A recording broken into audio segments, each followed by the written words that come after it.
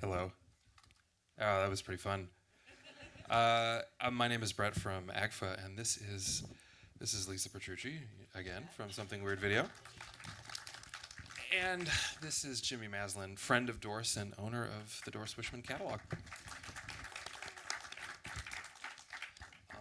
What would, if she were here tonight, what would Doris think of being exhibited in a place like this? Well, Jimmy, you knew Doris better than any of us. Doris would be like, how much am I getting paid? Exactly. Tell us some of your thoughts about seeing this again and preserved for the first time. Well, it looks really, the last time it was transferred, it looked pretty good. I thought it looked good. And this looks even better. Definitely the only problem with doing a higher res scan is any imperfections are even more obvious, but that's part of the charm. One of the things we strongly believe in at Something Weird is that the marks that are on a film show that that film got some love. It got shown in theaters and people really enjoyed and appreciated it. So it's part of the film and, us watching it and enjoying it like anybody else in a grindhouse would have. The high def transfer definitely shows off the sunburns. And the spray paint in his hair. Or whatever. Yeah. Oh, yeah. I was loving the amount of pomade in the one man's hair. It shouldn't be allowed. It's too much pomade. Who are the people that populate this movie? Are they dancers, models, somewhere in between? Well, what's interesting is some of Doris's early nudist camp movies, you can identify certain I shouldn't say actresses, models who were pinups back in the late 50s and early 60s. In this movie, none of them are in it. Marietta who is the Moon Queen, and she must have been an exotic dancer or a stripper. That's what I'm assuming, from Miami. And obviously the girl with the red hair was a professional. We do recognize one of the blondes, the one who was doing the little mustache joke, as the blonde in 2000 Maniacs who got her arm hacked off. So I can't think of her name. Jimmy, can you remember? I can't remember. No. Anyway, but that's who that is. But yeah, in this one, it was pretty much unknowns. What was going on in Florida that both Herschel Gordon Lewis and Doris Wishman were doing these incredible, unique works? What was it about Florida? The nice weather. Yeah, Herschel lived in Chicago and Doris lived in New York, and it was a place to get away from in the summer and try to make some money. This was not Doris's first feature. This is probably her third or fourth, right? And it's super ambitious. It's ambitious just to do a movie, but it's also ambitious to do a sci-fi nudie cutie epic. Was this any particular standout for her, or was this another movie for her? Well, I don't know if you guys noticed, but if anybody's familiar with Doris's work, usually there's not much sound syncing. At the beginning of this one, there actually was. And when you look at the credits, it says that Anthony Brooks was the director, and there was no such thing as Anthony Brooks. It was basically Doris and a guy named Ray Phelan, I think is his name. So they were a team together doing this. So I think that kind of upped the ante with the film. In my opinion, anyway. It's like she had help, and definitely somebody who had a little bit more experience at that kind of stuff. Mm-hmm. Who is the fellow who is on the producer credit with her? I don't know. I think it might. A lot of times, those credits that you see on a Doris Wishman film aren't real. There's a lot of the credits are actually her. She used a lot of pseudonyms because the budgets were so small, and she did so many aspects of the movies. But she wanted to make it look like it was a bigger production than it was. So Herschel Gordon Lewis did the same thing. He just had tons of pseudonyms to make it look like they had a big crew. This came out in '61. Yes. Where would this have played, and what was its life outside of 1961 through the years? Well, what's funny is if you were watching closely and they're driving around, you see them drive by a theater with a marquee with Hideout in the Sun. That's the kind of theater that it would have played. There weren't really adult theaters back in those days, but there were certain theaters that either showed art house films or, exploitation films, I guess, at the time. So, and as far as, Jimmy could probably give you more information about what happened to this film after. I'm sure the theatrical on it was from 1961 to 64 4 at the max, because by that time people didn't want to watch those kind of movies. They wanted to watch nudies, black nudie dramas or roughies. So back in the 80s, wasn't that the first release of it on VHS? On video, yeah, I can't remember who put Okay, it out. you would have. Oh yeah, but then you. But I acquired the rights from Doris in around 1984. She got in contact with Stan Caden. Eric Caden, who had Hollywood Book and Poster, was my partner at the time. We had acquired all the Herschel Gordon Lewis films. And subsequently, Eric's dad, Stan Caden, was my lawyer. And then Doris knew about that we had acquired these films, and Doris got a hold of Stan and asked if we were interested in buying the films.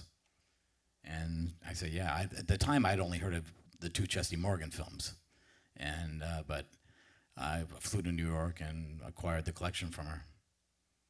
And what was that like, meeting Doris? Doris was a character. In fact, she shared, her office was at an optical lab. I think it was called B&O Optical in New York. That's why her trailers all looked amazing, because she got all these great optical effects probably for free. And then I think the first thing that happened was Jonathan Ross, who was from England, did the Incredibly Strange Films documentary series. And that was maybe in 1986. And they came to do one on Herschel, and they were going to do one on Russ. And I pitched Doris, and they went for it. I remember telling Russ that I had the Doris films, and I realized Russ said he really gets pissed off. People would always come up to him and ask him if he made the Chesty Morgan movies, and that would really piss Russ Meyer off. But we did that, and the film started getting a bigger buzz, and then Doris was getting. Then she was regretting selling the films, and she was getting pissed off because she realized she had sold the films, and there was a demand for them, and she didn't own her films anymore. So she stopped speaking to me for a while. Yeah, she had some really unkind words for you. Yeah. But in the end, you guys were buddies. Yeah, I passed I think it was the New Art Theater. It was the Doris Wishman Film Festival, and I walked in there. Doris hadn't spoken to me in 4 years, and so I stood in line where the people were waiting to get autographs. And as soon as I got to the front, Doris goes, hello, and I go, hey, Doris, it's Jimmy. And she couldn't see that well. She goes, Jimmy Maslon, you just ruined my day. Well, 15 minutes later, she was warmed up and asking about my daughter and my dog and everything, Yeah, she was it was funny because she'd come off as kind of gruff and ornery at first, but she was a real pussycat. Yeah. Now, how did you get, I'm going to now take, Go ahead. How did you get involved with Something Weird? I want you to tell. Oh, how did I get? Oh, yeah, okay. So it was probably in the early 90s. I've maybe gone through 3 different distributors. The first one was Continental Video, Comet Video. I think Charles Band was Wizard Video or Cult Video was the first go-around. And we had great success with the distribution of all the Herschel Gordon Lewis films. Then I started noticing it was some magazine that somebody was pirating a few of the films that I hadn't put out. It was Something Weird Video. I go, not only they're pirating my films, they're using the title from one of the Herschel Gordon Lewis films as their title, adding insult to injury. So but I thought, well, I wasn't too happy about it. Then Eric Caden, who was my partner at the time, knew Mike. And he called me up. He said, hey, Mike Vraney's in town, and he wants to talk to you. I'm thinking, Mike Vraney, the guy that's pirating all our films? So I went down there to see Mike, and I wasn't too happy to see him. And Mike ran up to me and said, hey, look, I know you're pissed off at me, but I want to come clean, and I want to become your distributor. I want to do it all, let's do a handshake deal or a contract and get it right. That's and they became best friends. Yeah, we became best buddies from there on. Yep. Did Doris have any particular cinematic loves or likes? Did she watch movies a lot? According to her, no.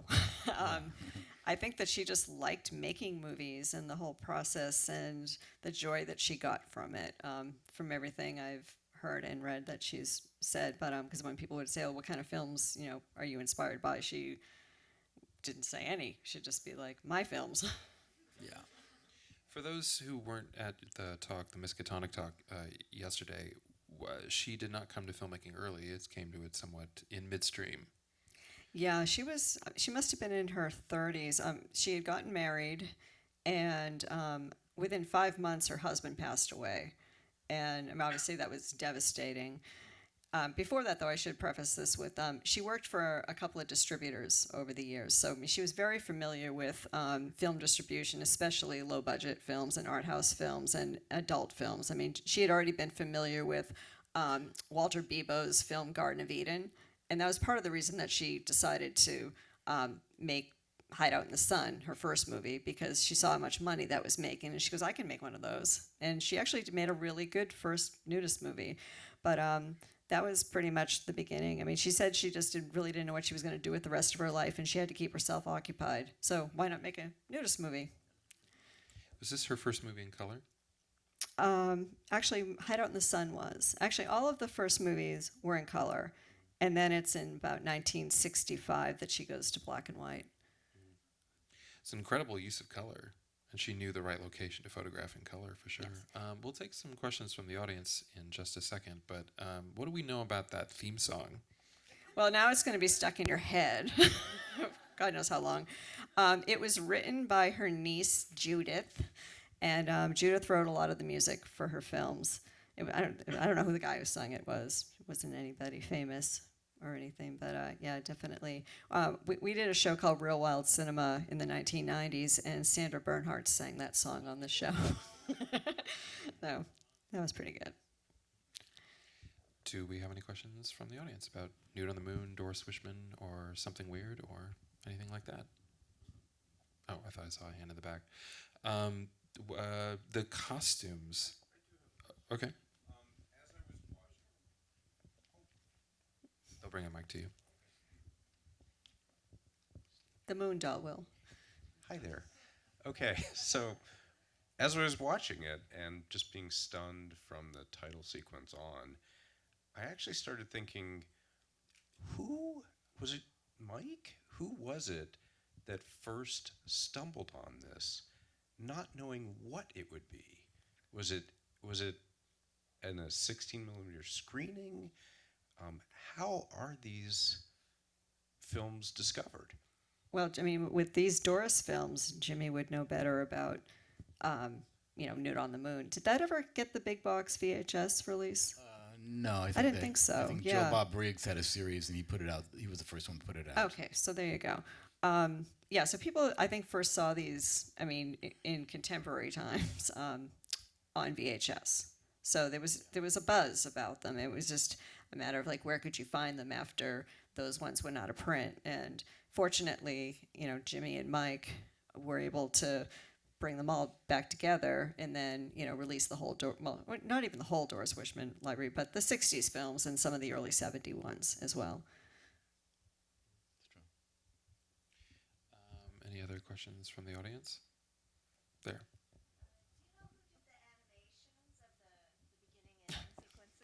I think it might have been this optical lab that Doris had the hookup with. I have no idea. B&O Optical, which was on all our press kits. Yeah. We could have a seance and ask her from the grave. The costumes are incredible. Even the nude people are still wearing some incredible costumes. Who put those together? Do we know anything about that? No, we do not. Probably a relative of hers made it, I'm sure. Maybe Judith made him. Judith Kushner. Maybe, yeah. What are some of your other favorite works of hers?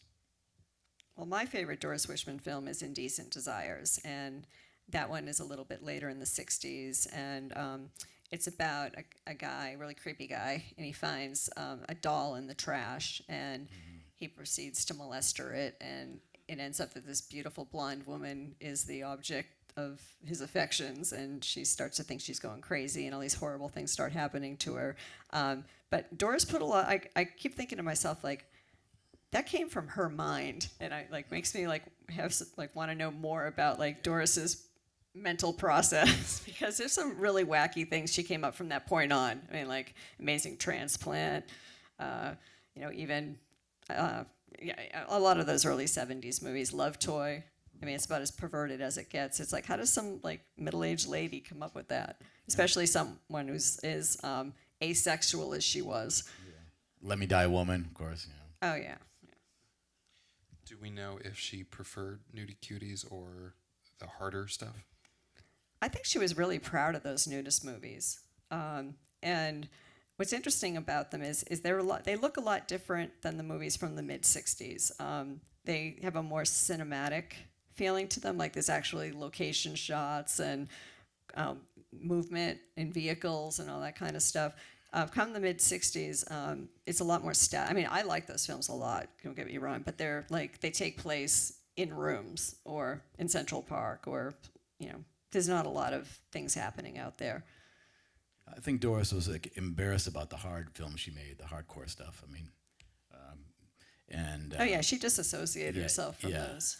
So and even Harvard honored her, and they had a screening at Harvard Archives or something some years ago, and they played the trailer reel, and one of the trailers reel had the hardcore version of Love Toy or something like that, and apparently she tried to blame me for inserting hardcore scenes. People told me she ran it down the hall at Harvard, down the aisle, and said, "I'm gonna kill Jimmy Maslon. He put these scenes in it." Yeah. She was embarrassed about the hardcore stuff. No, but a lot of I talked to her biographer Michael Bowen a lot over the last couple of months, and he was saying that she never really stood behind the camera to see what was getting framed. She'd kind of like bark out orders to like whoever it was, mostly in the '60s, C. Davis Smith, and so when she would end up with the footage, it was almost like found footage, and then she would like put it together like a jigsaw puzzle. And I think she had a lot of fun doing that, but it also made for like really weird continuity issues, and I don't know, just it basically became Wishman land. So one of the Doris movies that is most impactful on me is Let Me Die a Woman, which is a crazy pants documentary about trans women in 1970s New York. How did she stumble upon that subject to want to cover? I guess someone she knew told her about a doctor that did sex change operations, and that she should speak with him, and she did, and she thought that would be a really interesting. I mean, she always was going for a gimmick, an extreme gimmick. That certainly was at the time, and so. Actually, it's funny because I was reading something while I was, doing my research once again. It's funny, I've had to revisit a lot of these films like that I watched 20 years ago, like in the last few months. So I have a lot of new insights on them. But anyway, what are some of those insights? Oh, just patterns. I mean, because I never really looked for the patterns in her films, and it's just like, yeah. I mean, you could just basically it's a formula, and it's there all the time. But as far as Let Me Die a Woman, she said that was the most depressing movie she ever made, and that the only reason it was okay was because she made so much money from it. But she really did, she was there for the interviewing of these transgender people, and she just kept saying how sad and how bad she felt for them because they just seemed so unhappy. And she wasn't there for the operation sequence either. She had somebody else do that. One last pass. Any other questions from the audience? Thanks. So I just wanted to mention really quick, there's this great zine that was just published not too long ago, right, that Peggy L. Wesh edited. Yeah, it was a reprint of something she had done back in the 90s. So Light Industry just re-released this, and I think it's still available for sale if anybody's interested. It is, yeah. Just Google it. Yeah, it's Google not it. Like on Amazon or anything, but if you look up like Doris Wishman fanzine, it will come up. Yeah, and I think it's called The Films of Doris Wishman. But there's a great interview that's a transcript of a video interview. Which is actually what it was okay. And I'll come on the record. I'm a little annoyed about this. Oh, okay.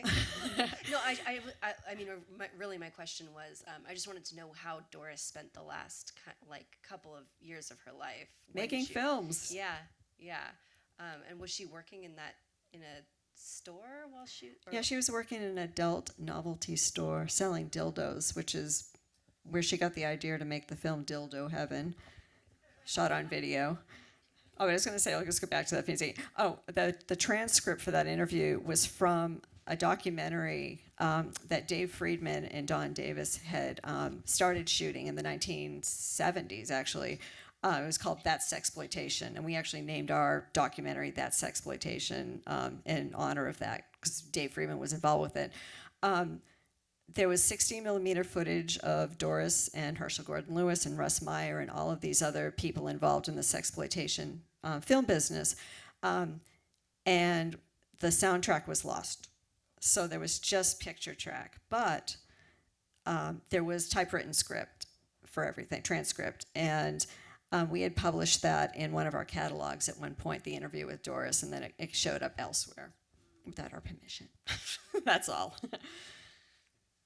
I was wondering before we take a break if, Jimmy, you could tell a few stories about being Blowfly's manager in the 80s? Because around the same time as you acquired the Doris Wishman films, Blowfly came into your life. Yeah, I was a record collector. I don't know if anybody know who Blowfly is here. Clarence Reed. I was a big fan of Clarence Reed Blowfly in the early '70s, and started searching for him. He disappeared for a while, and I think I found his number on the back of an album cover, or the company that he worked for, Pandisc, later on, and called Miami. This is maybe late '80s, and found him, and I brought him out to L.A. At that time, I think a guy named Jack Zinder, who wrote for L.A. Weekly, he got killed in a car crash, but he was a DJ, and I went to a club, and I saw him playing Casey and the Sunshine Band song, and then he morphed it into Blowfly's version of the song. And so I told Jack, I said, I found Blowfly, and I want to bring him to L.A. And he said, well, if you bring him to L.A., we want to do a big expose on him on the L.A. Weekly. So when I brought him out here, I think this group Fishbone, they found out that I was bringing him out here. The Flea from the Chili Peppers found out about it too, and their manager called me up and said they want to be in his backup band so bad that if you say they have to pay to be in the backup band, they will pay to be in Blowfly's backup band.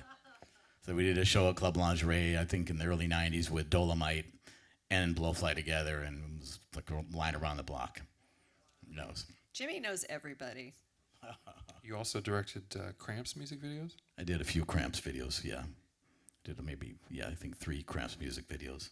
And how did you wind up working with them? Actually, I was doing we were going to do a Blowfly music video, and my friend KK Barrett, who was an art director, was supposed to direct it. He got a job, so he couldn't direct it for me.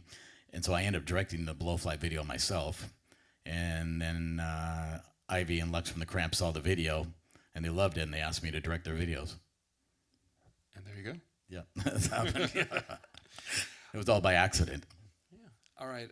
So we're going to take a quick break, and then we're going to come back with an AGFA edited presentation called Smut Without Smut, Bizarro Horror Night. So our creative director, Joe Ziemba, is a lifelong fan of Something Weird and movies like that come out now also on Blu-ray and nice editions. So Vinegar Syndrome had put out a number of early 70s adult films with horror themes. So he decided to make some smut without smut. He cut out the smut, and what you'll see is the remainder, and it's really fun. They're hilarious. They are good. Yeah, really fun. So thanks to Vinegar Syndrome for letting us do that in the first place, and we're going to take a short break and watch Before that. I forget, Jimmy, and speaking of AGFA, the Doris Wishman films are headed down to AGFA to be transferred, and they'll be seeing a new life in the next few. Yeah, they're all going to be scanned to 4K in the next few months. Yep. Yeah. With an eventual release? Yeah, it looks like it. We haven't signed a contract yet, but a box set will be coming out. Not sure from where, but it will be. With somebody. With somebody. All right. Thanks again, Lisa and Jimmy, for coming out and doing Thanks this. for Lisa having came us. down from Seattle. All right, thank you. Let's take a break.